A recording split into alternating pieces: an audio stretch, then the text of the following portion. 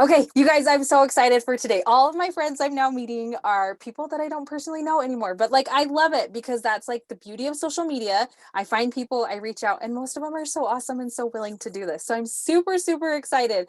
I know some of you guys already follow her because that's how I found her, from some of you guys sharing your stuff, but I'm super excited. I have Cathy on here today, and she is a beautiful birth mom, and I'm so excited to hear her story because I just love it. And every time I do these, I always learn something new. So I'm super duper excited to hear from her. So I will go ahead and turn the time over to you. Awesome. Okay. Well, first of all, thank you so much for having me on. It is an honor to get to do this. I love, like you said, that now with social media, just more and more people are talking about adoption because, and in a different way, like we're able to connect, an adoptee and a birth mom, and I'm able to connect with other birth moms. And it's like, it hasn't always been that way. And so this is a really, really cool platform. And so I love what you're doing. So thanks for having me on. So a little bit about my story and why I continue to share about adoption on social media. I actually found myself pregnant when I was 22. I was still in college, and I wasn't really in just an amazing relationship, but I knew that that was not something that was going to continue to go forward. And the Lord laid adoption on my heart from day one. That being said, I never knew anyone who had been adopted. I didn't know anything about adoption. This was almost 21. Well, it was 21 years ago. And so adoption wasn't talked about back then like it is today. And so I wasn't familiar with it, but I knew it was what I was supposed to do. So I actually moved back home to finish my pregnancy, to be with my mom and just closer to family and friends, support, that sort of thing. And it was crazy. We started working through Catholic Family Services, and I just didn't feel like that was what I was supposed to do. I felt like I was being led to ask some people that had been laid on my heart if they were open to adoption. So before I moved off to school, I had been invited to attend a wedding, and the person that did my hair, I fell in love with. And then I started to go to her. She cut my hair, that sort of thing. I always joke and say she was the kind of person that I would want my brother to marry. She was just, there was an instant connection, very easily lovable, just really, really loved and adored her. And I had found out when I was away at school that she and her husband had gotten pregnant with twins through in vitro, but had lost both of the babies. And so that was actually July of 2000. And I found out I was pregnant that fall.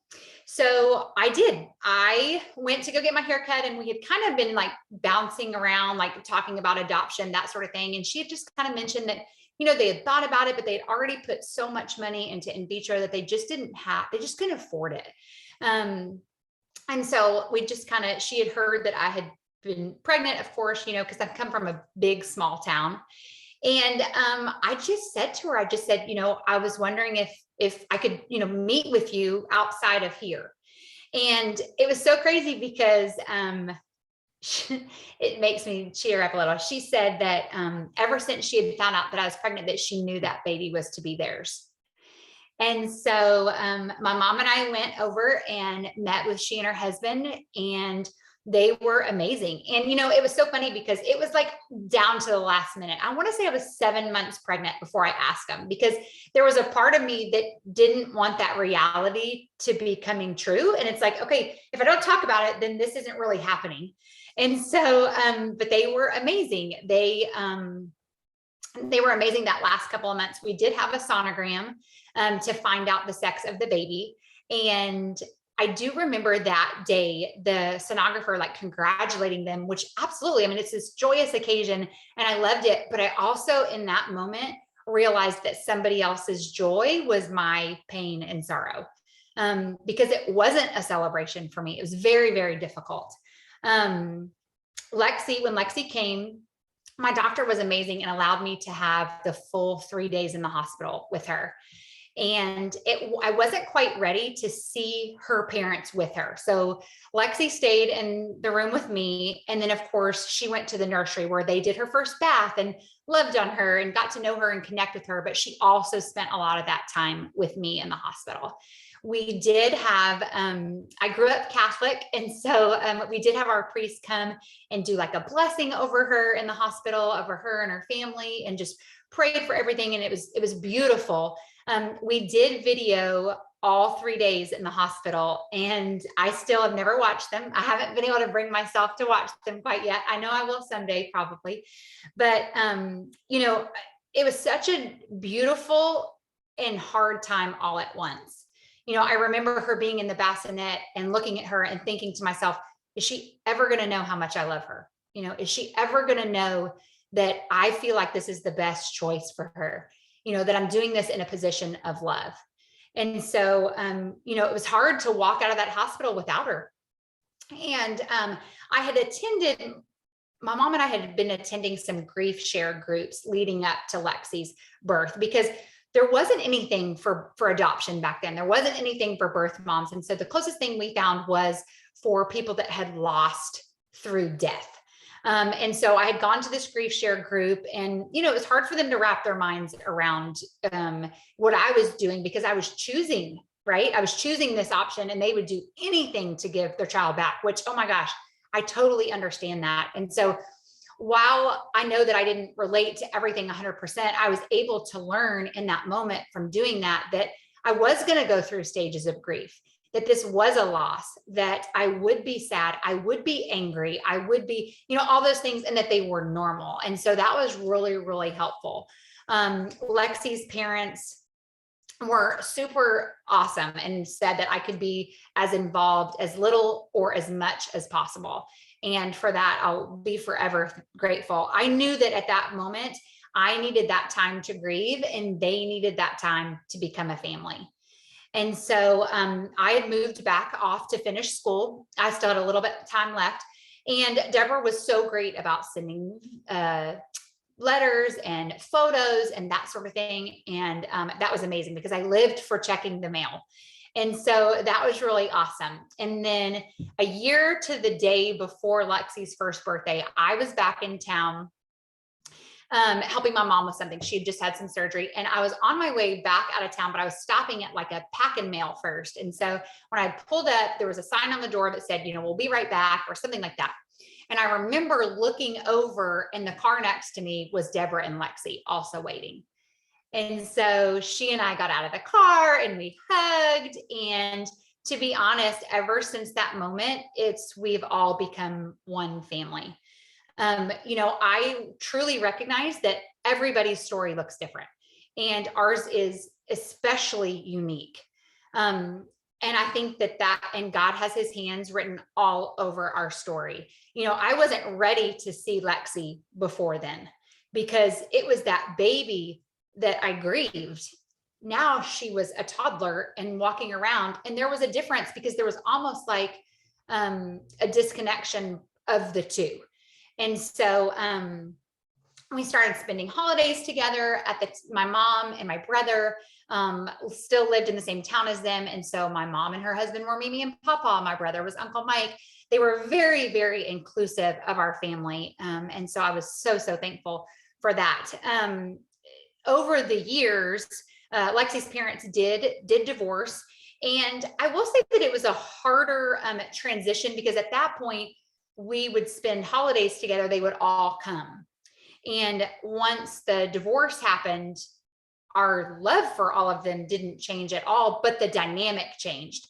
And so then it was like Lexi coming to spend time with us and that sort of thing, which I absolutely loved. Now, my husband and I actually married when Lexi was 3 years old. We met when she was 2. So Lexi had been in my life for a year. I started dating my husband the following year, and then we got married the next year. So Lexi doesn't know a life without me or my husband, which I'm incredibly thankful for. She was actually the flower girl in our wedding, and her mom was my maid of honor, because they hold just a special spot in my heart, and they are in fact my family. And I think that that's one thing when people look at adoption today, is because I have a friend who they had looked to adopt, is, you know, I don't want to share my child with the birth family. And while I absolutely understand that, they're not a threat. I am not a threat to that family. James and I have never acted like we are Lexi's parents. We are there to support her, to love her. We are there to have the tough conversations with her. she chose to go to a college that's actually about an hour, a little bit over an hour from where we live. She's in college now. And so we see her on the regular. She stays with us. Last year, she quarantined for COVID for 7 weeks with us. And James and I have 4 kids, and those are her brothers and sisters. And I will say that up until last year, Lex would come and visit, but she was almost like company. She was family coming in from out of town. We would do spring break together. We would travel together, but then she would go home. And so when she quarantined those 7 weeks with us, it was like, hey, this is real life. You're part of it. And ever since then, it's just been a really, really sweet dynamic because she comes and goes as she pleases. And, this is her home. We are her family. I'm not her mom. I'm her birth mom, but we still love her. Like we would do anything for her. And she feels the same way. She has a lot of love and respect for James. She talks a lot to us, me especially, about adoption. I think those are harder conversations for her to have with other people because she doesn't want to hurt anybody's feelings, and that is hard. It is kind of like, oh, I don't want to talk about this. So we do have the hard conversations. And I'm truly thankful for that because I do feel like as adoptees, and I know that you can attest to this, it's like, yeah, we're talking about adoption, but are we talking about how hard adoption can be too? Because yes, it is absolutely beautiful. And I'm so, so thankful for it. But oh my gosh, it's hard. And oh my gosh, it can be messy. But okay, so is life, right? And so I think if we have those hard conversations and we have those honest conversations and we keep that line of communication open, I think it can only, do good for all of us. There was a point where I told Lexi, you know what? Someday you may be mad at me. You may be angry at me, and that's okay. I'm not going anywhere. I'm not going anywhere. So you talk to me when those feelings arise. One of the things in that reel that you talked about, when we talked about what do you want people to know about adoptees, one of hers was, I don't always know where I fit. I don't always know where I fit in. She's like, is she mine and James's and the sister to these 4? Is she Deborah and Steve's and over here? And so yeah, you're all of that, and I get that. Another thing was adoption's not a bad word. She said, it's so funny because growing up, I don't feel like, and even now, she's like, my friends are almost afraid to talk to me about it. No, it's part of who I am. And, I'm so proud of her because up until a few years ago, I was the same way. I didn't talk about it. Really, only our close family and friends knew that I was a birth mom, unless you knew us well, or you had seen Lexi or that sort of thing. But Lexi and I took to Facebook, I want to say 4 years ago, and we shared our story live on Facebook. And we were met with so much love. And I was so proud of her because it's hard to do. It's hard to be vulnerable. It's hard to, say how you feel and be emotional about it. And, on social media, you're going to get a lot of love, but you're also going to get the haters, and at someone her age, that's hard. It's hard for me at 43, but for sure, someone her age. And so I'm really proud of her for doing that. And I've seen so much growth in her for being like, okay, you know what? This is part of who I am. And same with me, I am a birth mom. And it's like, for so long, there was so much shame attached to that. I felt like I wore this scarlet letter. And you know what? I had to let go of that because it's like, well, yes, is that the plan that I had wanted? Or is that the plan that God wants for me? Absolutely not. But you know what? That's what's happened. And I chose the best thing that I thought was best for Lexi and I both.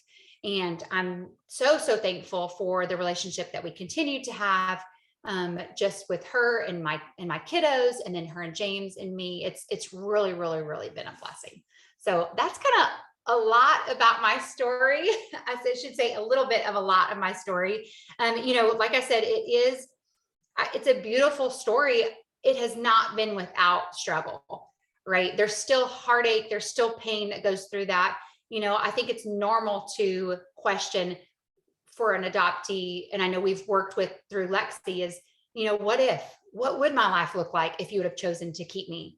Lexi sees what our life looks like now, right? And so it's like, why can't I be a part of that? When in fact, that wasn't what it was like back then. but that's all she knows. And I'm thankful for that too, because we're able to love her and work through that. So I am thankful for that. Um,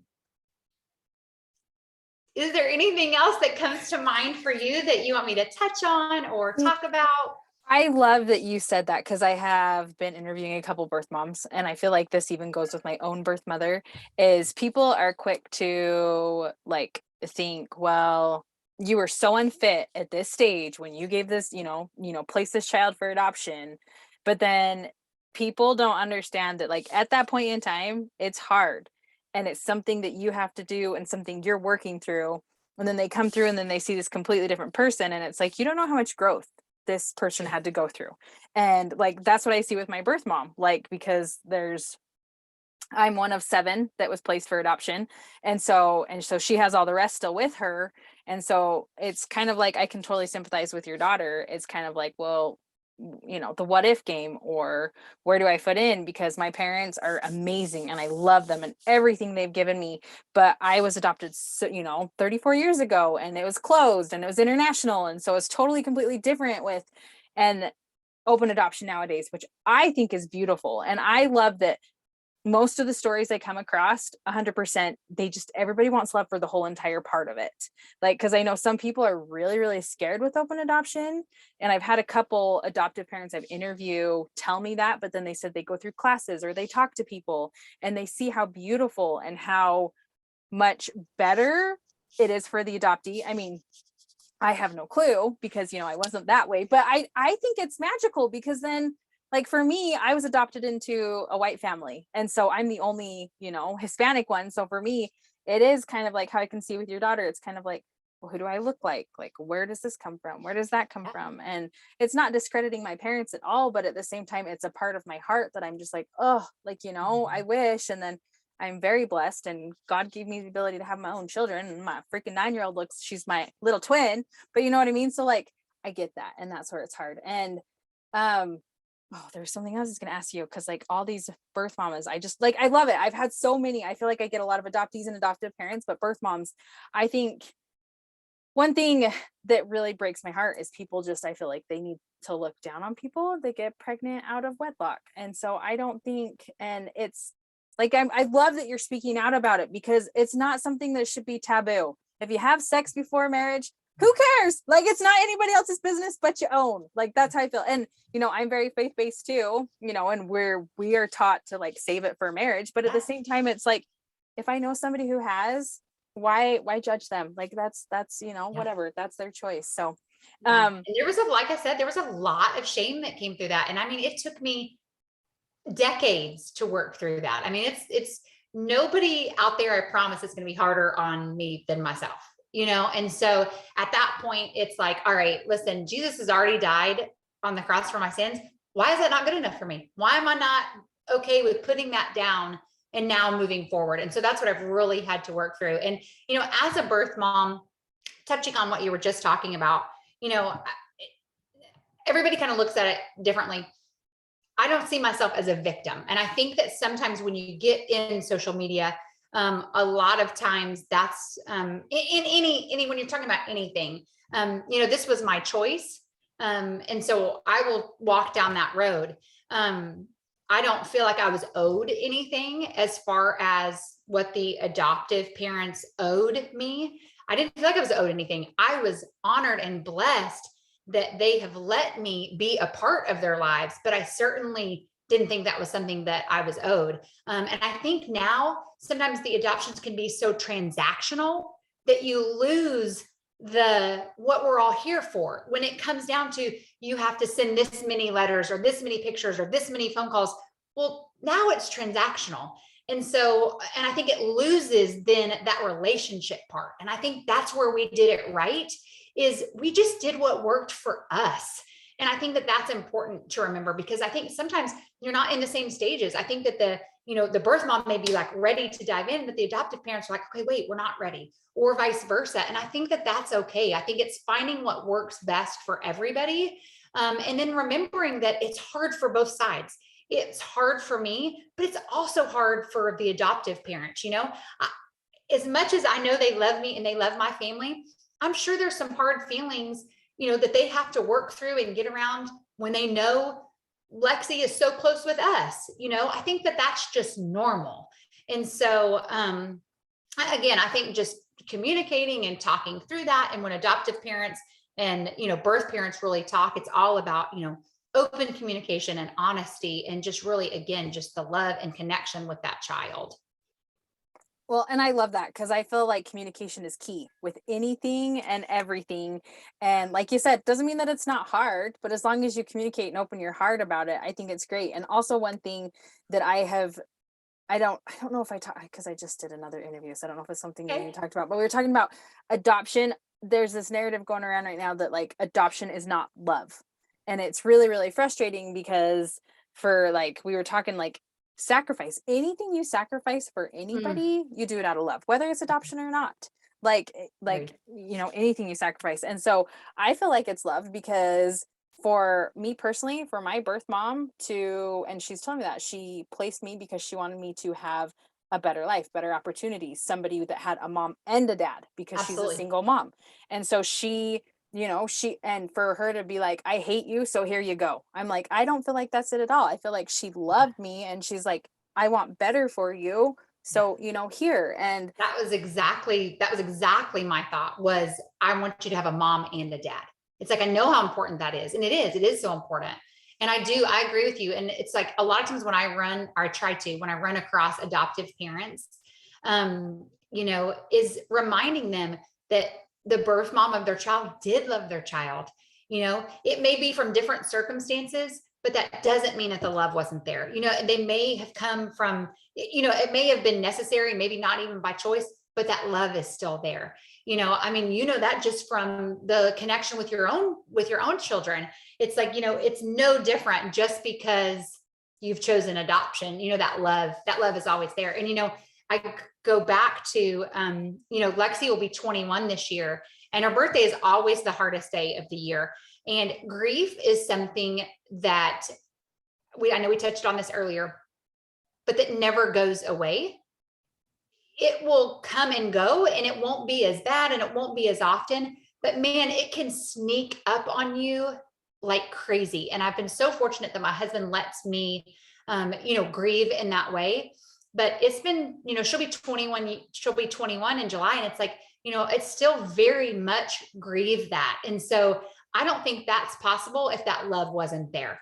That wouldn't be, you wouldn't grieve. And it's so crazy because I think a lot of people are like, why do you grieve it when she's such a huge part of your life? Because she is. But at the same time, you grieve that loss. She's not mine. I grieve that baby that I left behind in the hospital. I think that's why it's so hard to watch the videos, and so, but again, I think that those feelings don't happen if that love, if that connection is not there. I totally agree. And I love what you said about how your daughter too, like finding her place, because I feel like as an adoptee, there's always a part of you that is still with because Yeah, your birth mom, because I mean, hell, she carried you for 9 months. You know what I mean? There's a part of like, and then being able to have my own children, that connection. And so I mean, I know for my mom it was hard for when she first brought me back home because there was a lot of crying and a lot of unknown, and it's like on my part. And I just be gentle with her and be like, hey mom, like I went from this warm cozy place that I knew was home to now different voices and different smells, and as a sure. baby I understand that having my kids, it's comfy, and even and so, but like I said, I wouldn't trade it for the world with my parents because they're just amazing, and the sacrifice that my birth mom did, because truly it's just, I mean, it's hard, and like you said, everybody has different parts that are hard to their story, and it does break my heart when you see adoptees, so incredibly hurt by things, because it's Yes. like for me, they're hurting so much in an area. I really hope that they can work through it and find some happiness, because man, it's just, I mean, I get everybody, like you said, grief sneaks up on you at different times, crazy things like that. But yeah, just all that. Ooh. Do you have any go buddy? Do you have any advice for, let's do this, any advice for like birth moms and open adoption? Yeah, I think my biggest advice would be, oh, that's hard. I feel like I've kind of circled around it, but I think my biggest advice would just be open and honest, with the adoptive family that you choose. And I think, like you said, communication. And so I think that's really it. No, no, I love that because I agree. I think that's such a huge part. I feel like communication in any relationship Yes. is just huge. Yes. Amen. But you know what I mean? So no, but seriously, anything else that you want to share that you feel on your heart or anything? I don't think so. I feel like we'll probably get off and I'll be like, oh my gosh, I wish I'd have shared this. But no, I feel like I shared, kind of what was out in my heart. I'm so thankful for what you're doing, for just opening this platform for adoption to be talked about from different perspectives. And I love that because, like you said, I think adoption doesn't always have a great name attached to it. And so I think changing that perception of adoption is where this is going to come in handy. And so thankful for that. So thankful for, people like you that are sharing your voices for people like my daughter. It's like, I know that Lexi feels alone too. And so, I think it's important for you. I love what you're doing because I know it's going to change and touch so many lives.